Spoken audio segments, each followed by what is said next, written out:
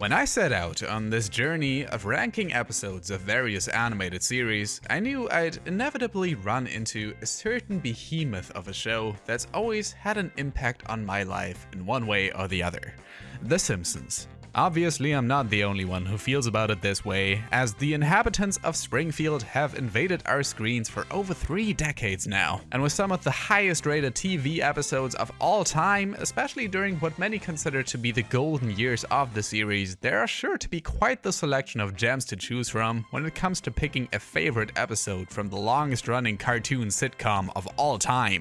But as I have decided to take it upon myself to go through each season of the show one by one, we first need to go back to where it all began, when the show was still in its baby shoes, and no one could quite predict what a pop culture phenomenon it would become, and as many a first season also wasn't quite as polished as it would be once the ball was really set rolling. Though I would love to also have a look at the Tracy Ullman shorts the family originated from, I found it difficult to talk about each of them in great detail, so those are gonna have to be a story for another day. With that being said, I invite you all to strap on your bowling shoes, stop playing that saxophone, and jump right into The Simpsons Season 1, rank from worst to best. Number 13, Homer's Night Out.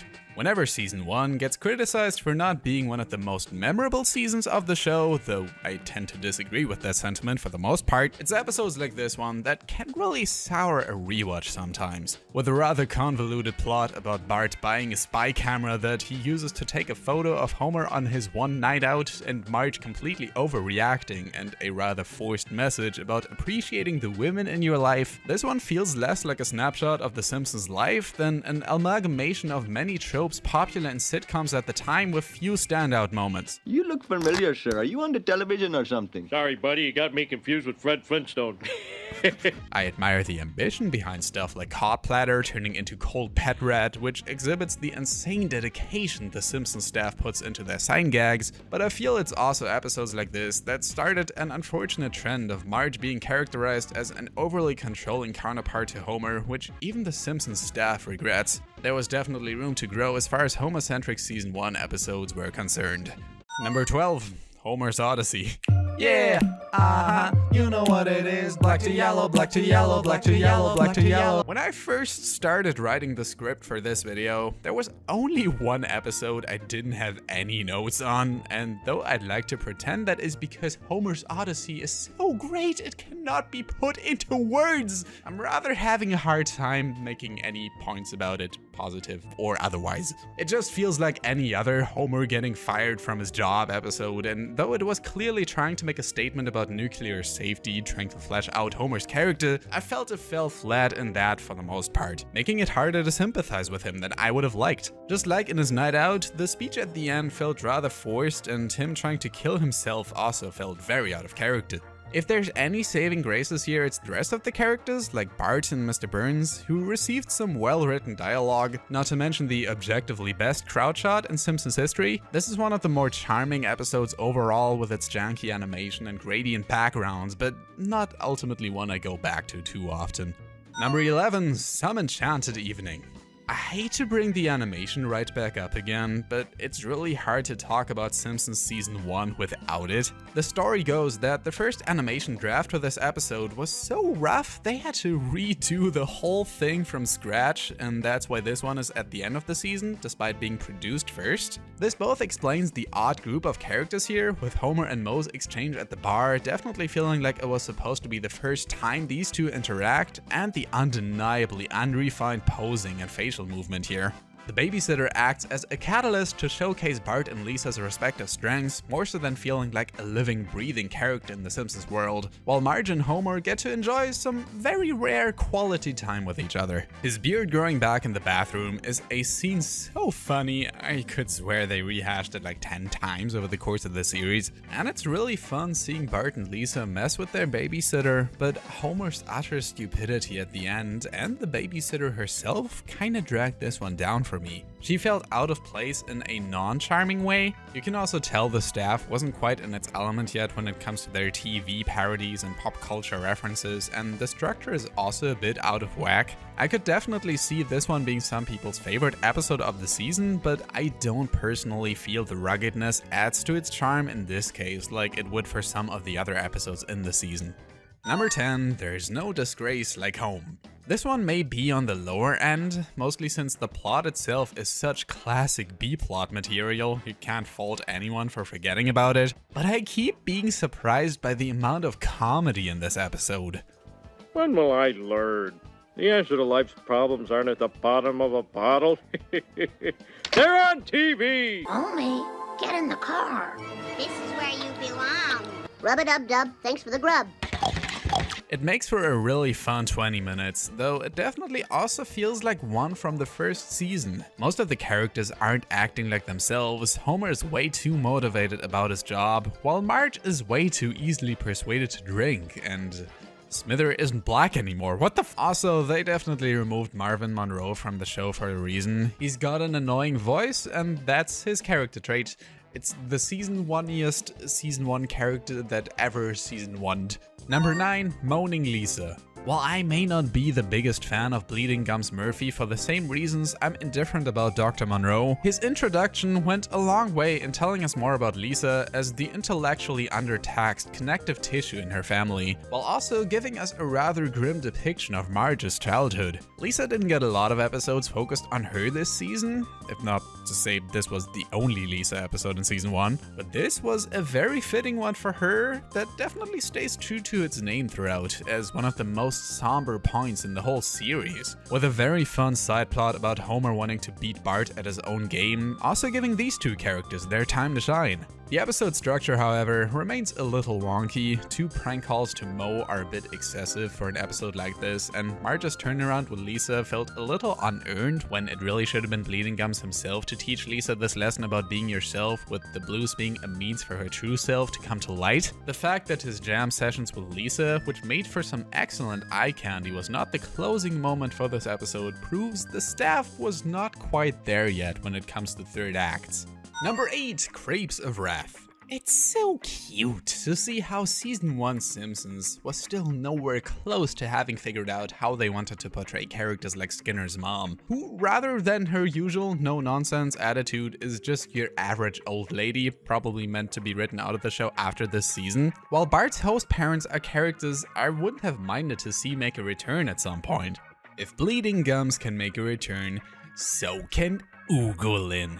Seeing a world outside of Springfield was still a novel idea in season 1. Back when The Simpsons wouldn't just go on casual trips to Tokyo or picked a fight with Australia, as someone who's had to take French classes for many years of his life, I cannot help but be impressed with how quickly Bart was able to pick up on the language and Nancy Cartwright's performance, though this does make it one of the more difficult episodes to fall asleep to with all the subtitles going on, which doesn't take away from the fun plot, albeit a little depressing at times. Number 7, The Call of the Simpsons. Take a closer look at that premise. The Simpsons go camping, Bart and Homer get lost in the wild, Maggie befriends a sloth of bears, some local tabloid mistakes Homer for Bigfoot. After all that can be said about the sitcomisms and episodes like Homer's Night Out, it's exactly these silly, over-the-top twists and turns that saved Call of the Simpsons. Honestly, sometimes I forget this even is a Simpsons episode and not from Yogi Bear or like Brickleberry. This isn't to say the zany feel to this one made it representative of the season, it's very much an outlier like that, and sometimes went a bit overboard with its loosened structure, but there's also something very innocent about that. Like, you can tell the staff had fun writing this and wanted to experiment with their characters. There was actually supposed to be a different storyline about Maggie being adopted by that aforementioned bear family and the Simpsons would have had to save them, presumably shifting the focus away from the Bigfoot act near the end that I personally could have done without. It's hard to say whether this would have made this one any more iconic, as I definitely have a hard time remembering this episode's existence sometimes, but it does make me appreciate this weird turn of events all the more. Definitely more on the guilty pleasure side with this one. Number 6, Simpsons roasting on an open fire. If there's one word that best describes the Simpsons series premiere, it's comfy. It's not at all concerned with the conventional makings of a pilot episode, not just because it's a Christmas special, but also because the chemistry between the characters already feels so natural, yet still innocent in how stripped to their core essence all its elements are. The budget was smaller, they were obviously inspired by other Christmas specials that came before it, and the comedy is minimal, but they made do with what they had, and gave us what I feel is the best character study of Homer in this season. A loving father with the best intentions, who simply isn't the best at making smart decisions. Simpsons roasting on an open fire isn't a perfect episode by any means. Patty and Selma were still very underdeveloped and seemed more dead inside than ever, and I think Barney having a girlfriend would have felt more than a little out of place in later seasons, but it still remains one of the essential Simpsons holiday specials that aren't trios of horror. Which weren't even a thing this season, that's the true horror right there. Number 5, Life on the Fast Lane. Season 1 hasn't been too kind to Marge. It's clear she was still portrayed as less of her own character and more as a foil to Homer. Marriage troubles are just not something that's relatable to me just yet, and early Simpsons is full of it. Life on the Fast Lane, however, understands that in order for Marge to grow as a character, she needs to be away from Homer for a bit, and then make her way back to him, not the other way around. There are plenty of episodes that see Homer messing up and needing to make it up to her, so seeing Marge realize this fling with Jock is not going to work out was a welcome breath of fresh air. Can we also agree the set design in this episode is amazing? It features a lot of locations rarely seen in early Simpsons, like the Bowl-O-Rama, the mall, the singing sirloin. The dance sequence with Jock and Marge alone is some of the best visual creativity the show has seen at this point. And though he may not be one of my favorite earlier characters, you can't deny Al Brooks gave it his all as this horny ball lover. Number 4, Bart the General. You can really tell how far the Simpsons have come by their willingness to go against what is expected of them. Once you go back to episodes like this, where they felt the need to put a war PSA at the end after one of the tamest episodes of season 1. Compare that to Some Enchanted Evening, where Bart and Lisa's babysitter literally tied them up, or the very sexually loaded Life on the Fast Lane. And I get it, Simpsons season 1 was still very much played like a conventional sitcom, so outliers like these don't feel as comedically driven and probably enraged someone in the audience, but that didn't stop them from including characters like Herman, who, while fitting for an episode like this, is just creepy, man. Bart the General is a very us against the bullies type episode that probably would have felt out of place in later seasons, where the focus shifted away from Bart and his classmates, but was elevated here through the parallels drawn to real-life war, with the fun resolution of bashing Nelson's head in with water balloons. Not to mention this was the episode that saw his debut, which is an automatic plus. This is also one of those episodes where you don't need to have watched the source material they're basing a lot of the cinematography here on, but is definitely a lot more fun once you get the countless references to 1970s Patton. The cinematography is also what makes me remember this one a lot more vividly than I probably would have otherwise, as it's easy to confuse the chase sequence at the end with others in the same season, like the one in Telltale Head, while the core plot would later be refined in season 5's Lemon of Troy, though it still goes to show that Springfield is usually at their best when they're at each other's throats. Hey, speaking of, number 3, the Telltale Head.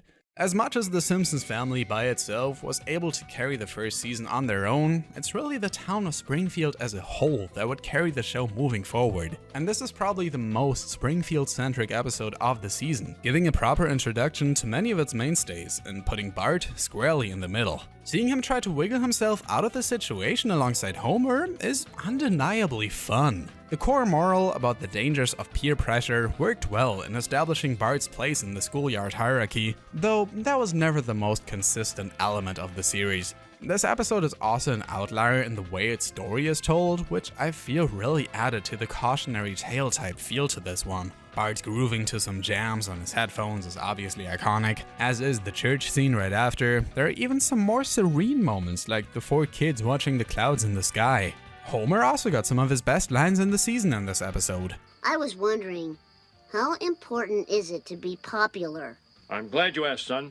Being popular is the most important thing in the world. You're not talking about killing anyone, are you? No. Are you? No. Then run along, you little scamp.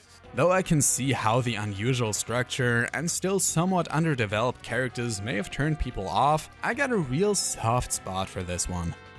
Even if it also gave some real false hope for the Burdens and Smithers shippers out there. I love you, Smithers. The feeling is more than mutual, sir. Number 2, Bart the Genius.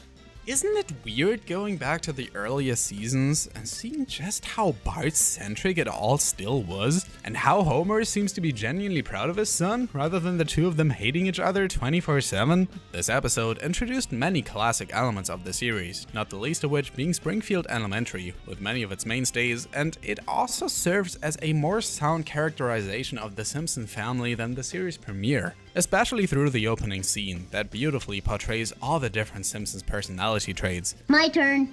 Quidgibo. A big, dumb, balding North American ape with no chin. And a short temper. I'll show you a big dumb balding ape. Uh-oh, Quidgibo on the loose. Bart the Genius also features some excellent direction with Bart's dream sequence and the staging whenever grown-ups talk down to him, visualizing how even though he may feel like a big shot, he's still just a rat boy. I can't really tell you what exactly it is I like about this one that makes me remember it so fondly. There's no particular standout moments and the plot isn't anything special, but for a season 1 episode, this is some inarguably strong TV writing, and though it is a small scale story, it's one that's told beautifully through its many characters. The fact most of them are kids also shows how well the staff was able to balance being a show for adults and younger viewers at the same time. Bart may not be a genius, but this episode is good. Number 1, Krusty Gets Busted. Hey, just so you know, if you don't put Krusty Gets Busted as number 1 on your list, we clearly haven't been watching the same season, and we cannot be friends. Leave my house. Krusty Gets Busted feels like a snapshot of what would have happened had the Simpsons staff decided to go with a more serious or even serialized approach to the show, with dark twists, minimal comedy, and excellent cinematography. They would later prove they're fully capable of blending these elements in all the Sideshow Bob episodes. But this was a first, and it still holds up as one of the most thrilling and structurally sound episodes of the series, with some lines I'm genuinely surprised made it past the censors at the time. Hey kids, who do you love? How much do you love me? With all our hearts! What would you do if I went off the air? We kill ourselves! It's episodes like this that really make me wish I grew up with the earlier seasons of The Simpsons, as Bart's situation of needing to come to terms with the fact your childhood hero might not be as great as you had hoped would have really resonated with me at the time, as I'm sure it has with many of those watching this one when it first came out. Though I'm not sure there ever was a TV icon with as big an influence in our time as Krusty had on all the kids in Springfield. And the ones we do have usually get convicted for less fun crimes than robbing a convenience store. Also, fun faces. You can always tell whenever Brad Bird directed an episode, and there's definitely not enough of them. Just imagine what a full episode with the creative direction for Do the Bartman would have looked like, and Krusty Gets Busted is the closest thing we got to that. It's a classic for a reason, and evidence that even early Simpsons was able to bring about some timeless comedy with excellent chemistry between the citizens of Springfield and clever commentary to boot. All the senseless violence. I don't understand its appeal. Well, we don't expect you to, Mom. If cartoons were meant for adults, they'd put them on in prime time. Hey, did you know there was a virus going on?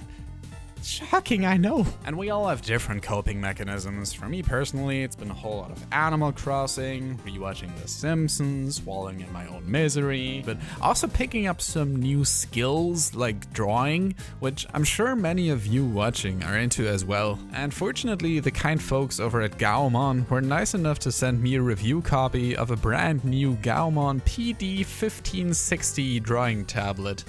Rolls right off the tongue, doesn't it? I've had the chance to test this thing out for a few weeks now, and though I don't personally draw a whole lot myself, my girlfriend found some great use for it, drawing some delightful stuff like Rule 63 artwork of me and Sonic.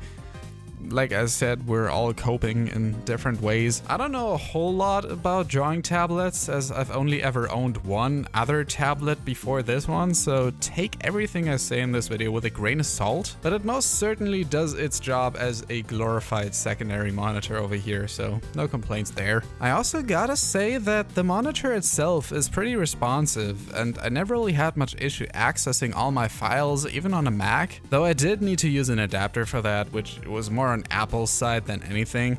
Truth be told though, that wasn't the case from day one. What happened was they sent the tablet in this beautiful box all the way from Gaomon land, where it roamed free together with all the other Gaomon. We set it up, we're ready to get started, but the pen they shipped it with just wouldn't respond to our inputs on the tablet itself. This got really frustrating after a while, because although you could technically use it to let your creativity roam on there, it was only to the extent of hoping it would show up on screen and not 10 inches off, with no pressure sensitivity and lagging like constantly, so it was unusable. But this is where I need to give props to Gaomon. I was ready to give up this whole ordeal, which is also why this review took so long, even though we drew the artwork like the day we came out of the theater for Sonic. When we wrote them an email complaining about the dysfunctional input, they sent us this whole guide on how to fix it, and that did end up working in our case. So while it was a bit of a headache getting it to work,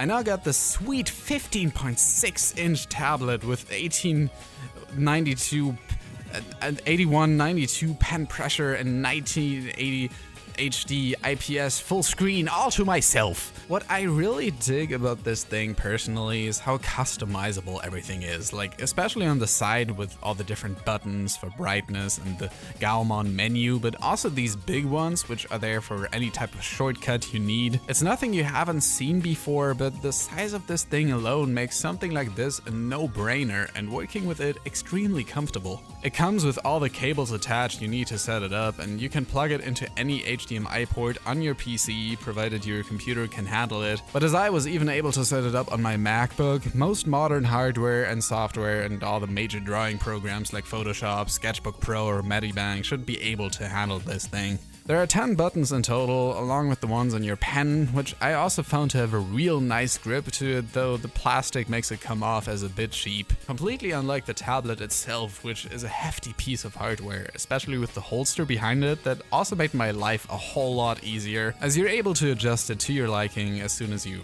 screwed it on there yourself. Kind of wish that was on there from the beginning, but what can you do? The pen also makes up for its quality with these little knob thingies they attach that you can use to switch out the one on your pen in case it starts to scratch the monitor, I think. For that you can also use the protective foil they sent you, which I chose not to because I like to live on the edge. Once you recharge the pen once, you can use it for a good few hundred hours, so no worries there. Plus they sent us a pair of those drawing gloves to make it a bit easier on their hands, but I can't find them. They were alright. While I can't promise you won't run into any similar issues to the ones I had when setting up the tablet in the first place, it actually isn't difficult at all to use once you did set it up properly. The quality of life on this thing is great with this price tag, as it only costs a little over $300, which finally gives me an excuse to draw more, though not much. I'd say if you already had experience with a tablet without monitor and wanted something more convenient, or are a beginner looking for a cheaper starting point, you can't go wrong with one of these Gaomon things. And you can also get like 20% off one if you check my links in the description, so for a more affordable solution, I'd say look into one of these, as I'm happy to own mine. Make of that what you will.